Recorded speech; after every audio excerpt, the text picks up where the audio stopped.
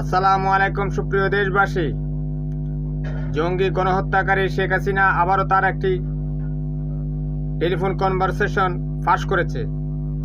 সেখানে তাকে বলতে শোনা যাচ্ছে সে নাকি 1 কোটি টিসিবির কার্ড দিয়েছে, এর মধ্যে 43 লাখ আওয়ামী লীগকে বাদ দিয়ে দেওয়া হয়েছে। চিন্তা করেন, সে বলেছিল সংসদে বাংলাদেশ সিঙ্গাপুর হয়ে গেছে, অথচ দেশের 1 কোটি মানুষ টিসিবি কার্ডের অন্তর্ভুক্ত, যারা কিনা স্বল্প মূল্যে খাবার চায়। 30 টাকা যেখানে চালের কেজি বিদ্যমান।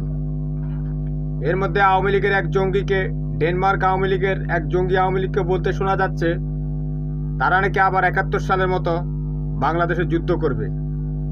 অর্থাৎ তারা মনস্তাত্ত্বিকভাবে প্রস্তুতি নিয়ে রেখেছে। আমরা এদেরকে কোনোভাবে হালকা করায় দেখার বিষয় নয়।